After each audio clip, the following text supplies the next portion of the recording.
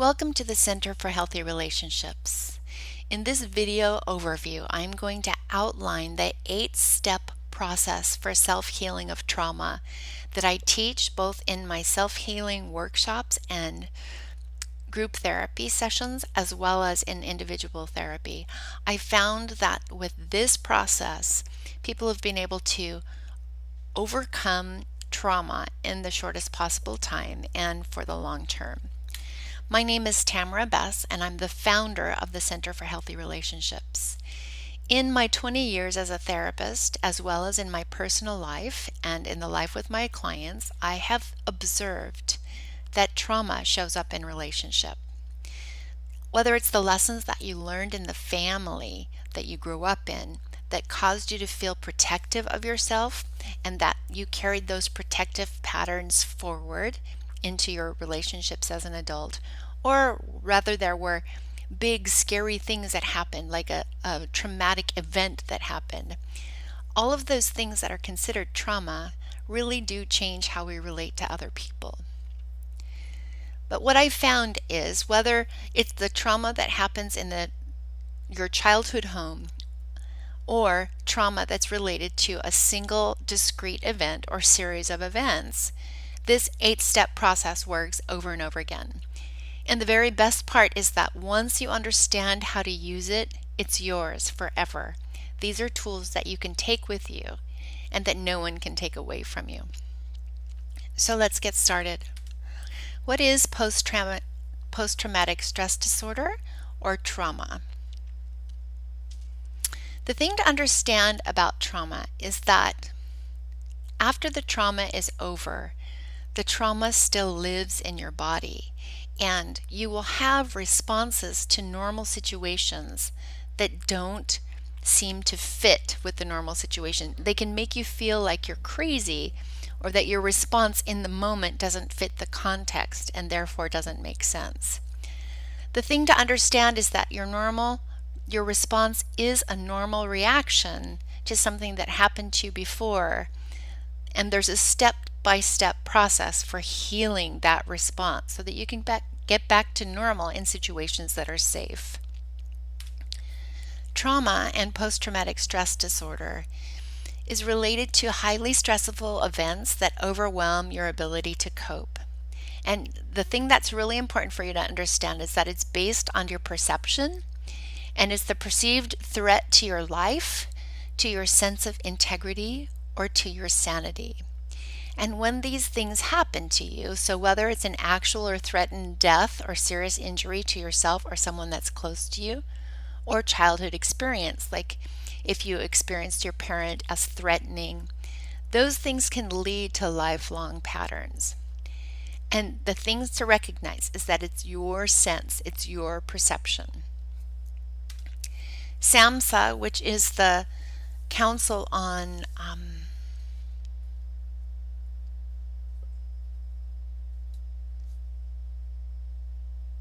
Mental Health and Substance Abuse, defined trauma as resulting from an event or series of events. So that could be one thing that happened or a series of events or set of circumstances. Think the family you grew up in, or a relationship that was harmful in your adult life that you experience as physically or emotionally harmful or threatening, and that has lasting adverse effects on your functioning and physical, social, emotional, or spiritual well-being.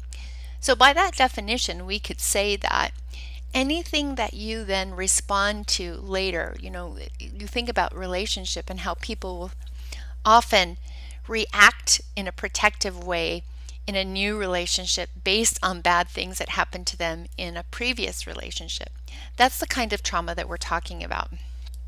And oftentimes the therapy books that describe trauma that we use to diagnose and we use to get reimbursement from insurance companies isn't really the kind of trauma that we're talking about. I'm talking about the subtle traumas that affect our day-to-day activities.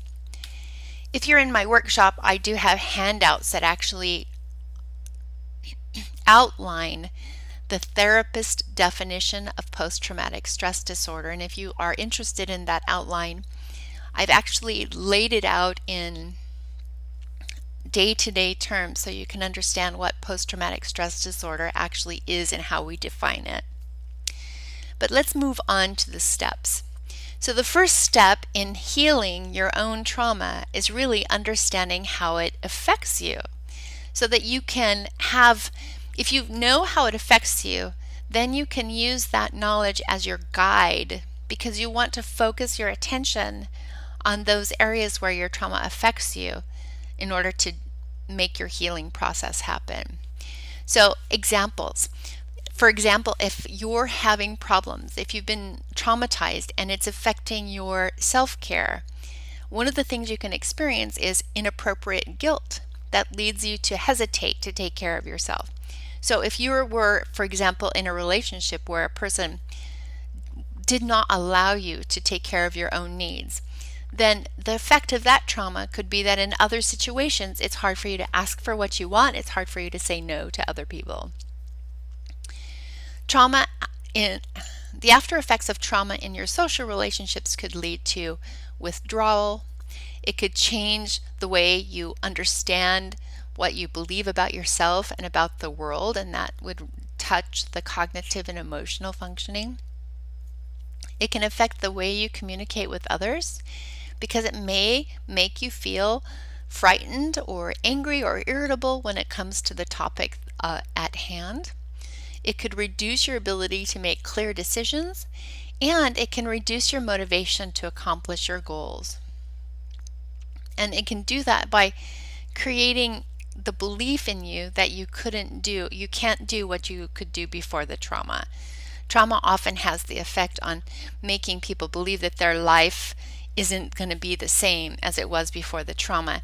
And that isn't true. It has a lot to do with the symptoms and learning how to manage those symptoms. So step 2 is understanding your fight or flight response. And it's really about connecting your thoughts to the feelings in your body. One of the things that we tend to do when we feel afraid and we have that fight or flight response is we want to shut down and not connect ourselves to the feelings that are in our body. But the thing is that the feelings in our body is the first compass that helps us understand whether or not we're safe. The reason I added this slide with this funny picture of this boxer is because she doesn't really need to be afraid.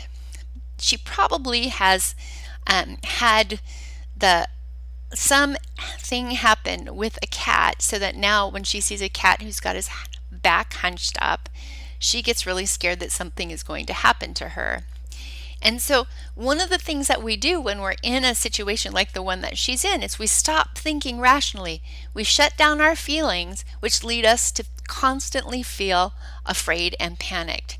So probably a cat doesn't have to have her back arched up and puffy tail for this boxer to be afraid of cats.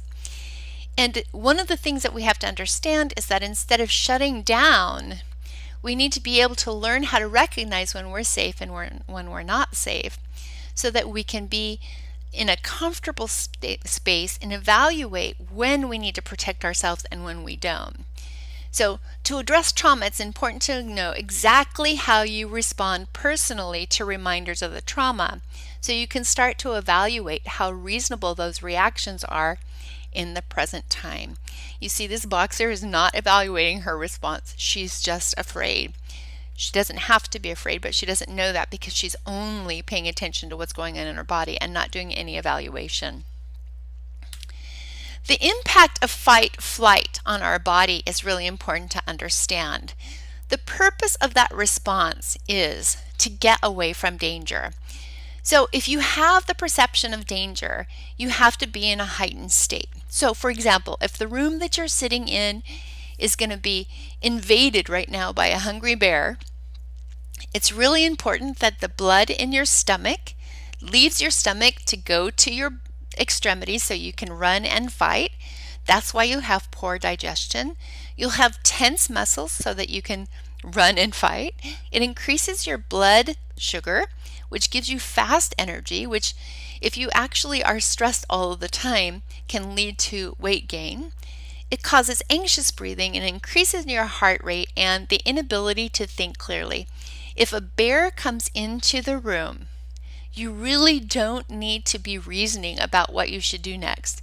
It's just shut down digestion, get the blood to my arms and legs, and run and fight, right? Get the heck out of there. So that's the impact. The reason we have the fight or flight is to get away from danger. But it's really not useful for living in our day-to-day lives. This next slide is from a man named Selye who discovered what's called the Generalized Adaptation syndrome. And what he says is that when we first get a stress, if you look at that homeostasis, that's before the stress. And in that alarm stage, where there's a dip in the response, so the resistance to stress dips at the very first, and then the body just gears up to fight. And then being in that resistance stage as time goes on, where the arch of that gold line is at the highest, that's the place in time when our body is really ready to fight and get us out of there. And really, that's where you see superhuman powers and people are able to do amazing things. The problem is, the longer we stay in that stage, the higher our risk of getting to exhaustion. And when you get into an exhaustion stage, it means that the body is really not as resilient to recover as it was before. So the thing to understand is that the flight response should not be your ongoing normal. Your fight-flight response is just for real emergencies. The thing about trauma is that trauma can cause us to believe that there's always emergency going on because we're feeling the triggers all of the time and unable to separate what happened in the past from the present time. One of the things that Selye said is that every stress leaves an indelible scar, and the organism pays for its survival after a stressful situation by becoming a little older. Well, that's what he said in his time. What we know now is that it can leave us into a chronic exhausted state. That's where you hear things about chronic fatigue syndrome, fibromyalgia, adrenal fatigue. Those kinds of diagnoses are happening for people who have lived in the fight-flight state. And the thing to know is that this can be recovered. You can recover from this kind of a state. But the more you've lived in the fight-flight state, the more the intensive care you'll need to provide yourself as part of your personal healing process. It's really like ICU in the hospital. You have to actually give yourself that kind of intensive, attentive care in order to heal, but the healing is really possible. One of the things to understand that I want to talk about next is trauma and the brain. So if you look at the reptilian complex, and that's the part of our brain that really talks to our heart and our respiratory system, that's where our body has the active processes that we don't have to think about. That's what's happening in the reptilian brain. Also things like sex and hunger and those sort of automatic responses. In the neocortex of the brain, that's where we learn how to tell time, that's where we learn how to talk, how to walk, all of our reasoning skills, that's where problem solving is. All of our sort of newer things that make us human are there. If you look in the middle where the limbic system is, and that limbic system is where the emotions are held. And that is also where those imprints that bring trauma back to your awareness live. So there's a separation between the limbic system and the neocortex, the reasoning part of the brain. And that's why, because they're housed in two different places, that's why it's so hard to talk about trauma, because there's no language in the limbic system. The limbic system holds the emotion and the impressions related to the trauma, the triggers, if you will, and the neocortex is what we use to describe things, and that's also where the clock is. So The reason trauma experiences feel like they're occurring in the present time, as if even though they might have occurred in the distant past, is because the limbic system doesn't have a clock. Everything that happens in the limbic system is here and now. So if you think about it, think about the last time, your favorite holiday celebration. Think about your favorite food, the favorite food that was cooked during holiday celebrations while you were growing up. If you think about those smells and the way things taste and the people around you during those times with those celebrations, those memories can come back to you in full force, like they're really alive and it's happening right now. And it's something that we love to do. It's one of the reasons why real estate agents will bake cookies in homes that they're trying to sell, because it takes people back to a time that reminds them of home, and those are pleasant memories in the limbic system. So it's just like in my own life, when I was growing up, I lived next door to my grandmother, and she was a baker, and so she would bake whole wheat bread, and every time she made whole wheat bread, she made what was called dough gobs. And what she would do is she'd take this whole wheat dough and she'd put it in super hot oil and fry it until it was crispy, and then slather it in honey and butter and hand it to us kids and tell us to take it outside. And I can still remember eating those dough gobs, which were amazing, and having the butter and honey just running down our arms. It was just like I can taste it as I describe it. And the really good news is that we get to keep the memories that we want. When you understand this system, you'll understand that those memories that bring you joy and that bring you happiness and fill your stomach with like warm fuzzies that are so positive, you get to keep those things, but you don't have to keep the memories related to trauma. I can relive dough gobs as much as I want, but I don't have to relive trauma, and I'm going to show you how to do that in these steps. The reasons that we get to keep it is that part of the process of separating in time between the trauma and the now is inserting a clock. So as I said before, you get to choose. You get to keep the good, get rid of the bad. Keep the good and dump the bad. So keep what works, keep what feels good, and insert a clock for trauma-based experiences in your brain. And when you use the online course, when you come to my group therapy, when you work with me personally, I show you exactly how to do this. Step 3 is another piece in the puzzle that actually combines to add to this 8-step process, and that is really understanding and managing your stress. And there's really 2 pieces to that. After trauma, lots of things become stressful, including the trauma symptoms. So it's really important to understand exactly where your stressors are coming from and how to take action to resolve them. And so in order to understand the causes and take action, you have to say, first, what causes stress? And here's the simple formula. It can be broken down into 2 parts that, taken together, contribute to your fight-flight response. So look at it this way. Other people's behaviors, outside events, are external stressors that are outside of your control. But your thoughts, feelings, and interpretations of the events, those internal stress, is 100% manageable. So what causes stress? What happens outside of you, plus what you feel or think or interpret about those events, those lead to your fight-flight response. So how do you manage your fight-flight response? That's the question. Here's the answer. We do it by looking at the stress scale. So we need to understand that there are 5 levels of stress, essentially.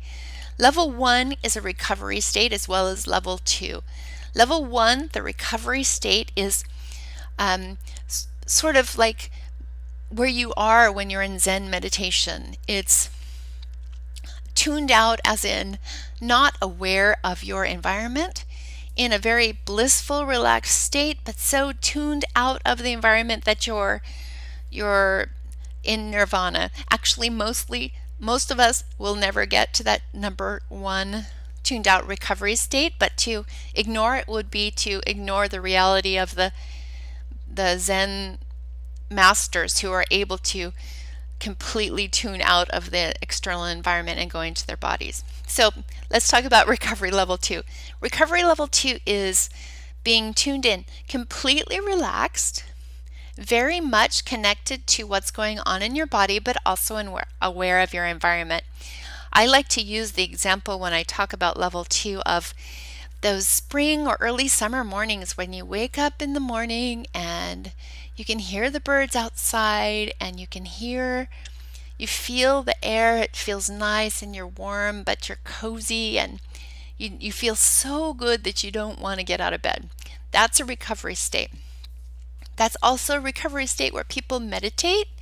Doing yoga will help people be in a recovery tuned in state. We do level 2 because we want to spend most of our time in the level 3 in control problem solving stage. In level 3, we're starting to feel the stress. We're starting to recognize that maybe something needs to be resolved and changed, but we still have all of our IQ points. We still have our complete ability to look at the situation and think about solutions that will work for ourselves and for everyone else who's involved. Level 4 is losing control. So that's when we start to say, and when we're starting to feel so stressed out that we're saying something needs to change here. Now we're starting to have stress in the body. We're starting to have physical symptoms. We're starting to have a stomach ache or a muscle tension.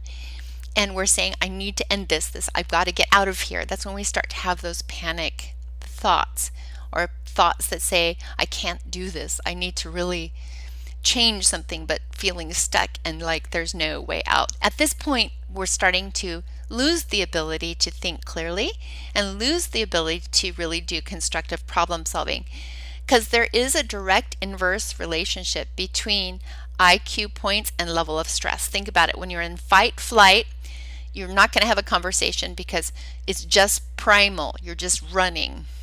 And that is level 5. Level 5 is out of control. We only experience 2 feelings there. That's the fight-flight response, but it's also where we have terror and rage. That's where relationships are harmed to the point that they can't be recovered. Level 5 is an out-of-control state that none of us really want to be in, but if you can see that if you're living in level 4, it won't take very much stress to tip you over into level 5 out of control. And many times if you've had trauma or PTSD and you're feeling like you're just barely holding on and living in that level 4 losing control, it doesn't take very much to tip you into terror or panic or rage. So those are the stress scale. Here's how we want to do it. We want to have most of our time spent, most of our life spent in level 3, where we're able to think clearly, we're able to make good choices, we're able to feel like we're in control, and we're being able to solve problems well. It doesn't mean that we're without stressors, but we have the full capacity to deal with whatever comes with good problem solving strategies and positive outcomes. The problem is that most of us live here. We pretend that we're in level 3 and we have things under control when we're really losing control, when we're really feeling like we're not managing well. But we haven't been able to figure out a way to keep things under control, but we pretend that we do. So step 3 really involves figuring out what level 2 recovery activities that you need to do and learning how to spend enough time doing those things so you can create a buffer space to spend more time in level 3. And the way you do that and the way you know whether you're level 3 or level 4 is really, again, connecting to your body signals and being receptive to the communication that happens in your body that allows you to find the balance at level 3. So, step 4 is taking care of your essential needs. It requires that you view your stresses through the lens of your essential needs. It means that you understand the interaction between your perceptions of threat and your essential needs and the amount of internal stress that you experience. So this really does require you to tune in. So let's talk about your essential needs. This is an adaptation of Maslow's hierarchy of needs. And what Abraham Maslow says is that everything at the bottom of the hierarchy has to be satisfied before you can move up this pyramid. So for example, food is at the bottom because you die without food. The next one is shelter. So if you have a house, a nice safe place to live, but there's no food there, you will willingly leave that place to go and get food, even if that means that someone else takes over your shelter. So that's how it works, right? Bottom is food, shelter. Bottom is food, the next is shelter. Physical safety characterizes both knowing that nobody's going to harm you physically, as well as that you can be free from physical illness. Emotional safety is related to not having anyone yell at you or calling you names. And if you had a history of, in your family of origin or elsewhere, of being belittled or put down, then emotional safety can be threatened by your own thoughts. And this process really does require that you learn how to talk to yourself differently so you can feel emotionally safe with yourself. So after you have food, shelter, you know that nobody's going to hurt you and that you'll be physically well, that you're going to be emotionally safe. Then we worry about, who do I belong with? After we have a sense of belonging, then we worry, who loves me? Who do I love? And then the reason that there's a thick line between love and belonging and self-esteem, growth, and full potential is because if a child is given everything sufficiently from love and belonging down, then the child can grow in self-esteem and personal growth until they reach their full potential. So the question is often asked, is it possible then that when somebody has something missing lower in the pyramid, that they're not going to be able to develop self-esteem? And that's true. Those other things need to be healed or addressed appropriately before self-esteem can actually be a self-perpetuating process. I also added freedom, those are my additions, and spirituality, because I believe that no matter what spirituality you have, if we remove that from you, it does lead to depression and the inability to be well. And when I say spirituality, I don't mean going to church. I mean any kind of spirituality that makes sense to you, whether it's being in nature or writing in a journal, it doesn't matter. Whatever feels like spirituality to you. And freedom need is a human need that actually has to be added to this pyramid as well. And we know that, like, think about anyone who you know that's strong-willed or not, who's told that they can't do something that they want to do. What happens? They fight against the restriction. And so freedom is a basic human need as well. So in order to understand how to address your essential needs and manage your stress, you have to understand this hierarchy. You have to understand when those perceived or imagined threats are internal stresses versus real external threats. So basically what you do is, when you're feeling a stress, you go back to the pyramid and you start at the bottom and you say, am I hungry? Am I tired? Am I too cold? Is somebody going to hurt me? And you start really looking at, what is the threat? And is it now? And is it real? And is it something that you can address now? If it is something that you can address, if it is something that you're reacting to in your thought process, then we have to really talk about changing the way that you're thinking.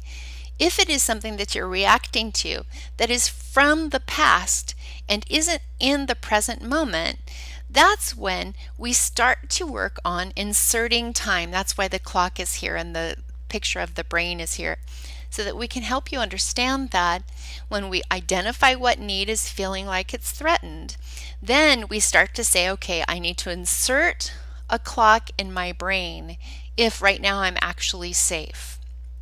So think about a time when you felt afraid, but the fear was old and didn't belong to that person or that relationship.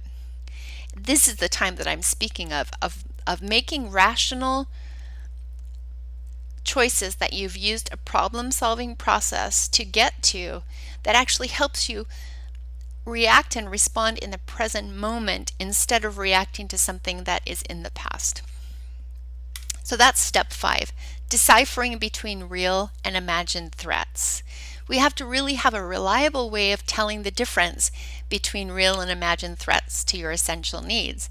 And this is where, as I said, the insertion of the clock becomes essential to the healing process. When you've had trauma, there is always a stressful event or trigger, and that's the thing that sets off the cascade that leads to the fight-flight response. So when that trigger happens, there is an automatic thought that happens every time the trigger happens. Every time that automatic thought comes in, there's a conditioned feeling that's always connected to those thoughts. And then it leads to a behavior. Most of the time, it's a protective, defensive, compulsive, out-of-control behavior. It's a behavior that would look right if we're talking about having a bear run into the room. But most of the time, it's not a behavior that makes sense in the current situation if we're reacting to an old trauma. So let me give you an example. When I was a child, I was attacked by a dog. I was 5 years old and the dog actually mauled me.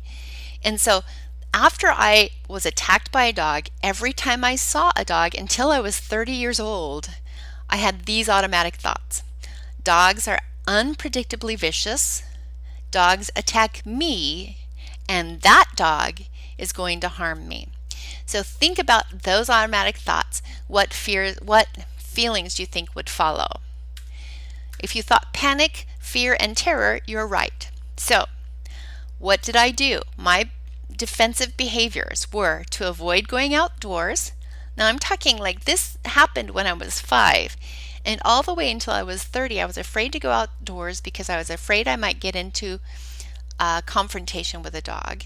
If I went outside for a walk, for example, I always carried rocks in my pockets, and I would not visit friends who had dogs because I was so terrified. The thing to understand about this cycle, I mean, it seems to make sense in the context, right? If I was a 6-year-old after I'd been attacked at the age of 5 by a dog, it would make sense to have these automatic thoughts and feelings and to avoid. But I was 30 when I finally uncovered this pattern. The thing to understand about this automatic thought, conditioned feeling, behavior, protective response is that every time this cycle is reinforced, that means every time you go through the cycle believing the automatic thought and reacting with those conditioned feelings until you have this out of control behavior that's defensive, protective, and doesn't fit a current situation, it goes faster. So the moment you see the trigger, like the dog, you're already protecting before you even thought about the thoughts that flew through your head or the fear that's flying through your body. It's true fight-flight response. The key to healing is to stop the process and evaluate what your thoughts were. When your feelings seem out of control and when you take them out of the context of those automatic thoughts, you have to look at the automatic thoughts and recognize that those automatic actions will follow unless you stop the process. So you have to slow the process down to insert time. You have to identify and evaluate the thoughts. And the first way you do that is by asking yourself 2 questions. To know if it's real versus imagined. Is it real? Is it now? So I talk about when I was 30 years old is when I finally recognized and confronted this pattern in myself. And the reality is I was out walking with rocks in my pocket, and I was confronted by a chihuahua that was as afraid of me as I was of him. And the thing that you don't know while you're watching this video is that I'm 6 feet tall. So I was walking around the corner and confronted by a tiny dog, and I'm 6 feet tall. There's no reason rationally that I should have been afraid, but I was afraid, and that dog was afraid. And so we He stood there afraid of me showing his teeth, and I was terrified until he kind of made a big circle around me and ran the other way. And I thought the circle was brilliant, so I started circling in the opposite direction so that I could get closer to home. And that's how we resolved the situation. But I got into my house and was kind of backed up against the door like this girl in this video, in this picture. And I said, well, wait a minute, what just happened? I had to evaluate. Are dogs unpredictably vicious? Do they attack me? And is that dog gonna harm me? Is it real? And is it now? The reality is that dog wasn't gonna attack me. He wasn't unpredictably vicious. He was afraid, and he wasn't gonna harm me. So in the past, when I was 5 and much smaller than I was that day, my grandmother's Australian Shepherd could harm me. But this day, 6 feet tall with a tiny little chihuahua, the answer was no. So that's how we have to really evaluate. Most of the time we're carrying around little kid fears or fears that are out of context with our current situation, believing they're real because we haven't put a clock into our brain to disrupt that automatic pattern. So step 6 is restructuring our thoughts and creating new rules. Just like me with the dog, I had to evaluate what I had always believed and start exploring new possibilities. So for me, I had to recognize that there's a difference between aggressive and non-aggressive dogs, and those differences are visible. And the dog that attacked me when I was a child was an Australian Shepherd, and we were teasing him through the fence. We didn't really recognize that we were teasing him. In hindsight, I can see that, but we were trying to pet him through the fence, and it just made him feel more and more aggressive as we were poking our hands through the fence and then withdrawing them until he got angry and dug underneath the fence.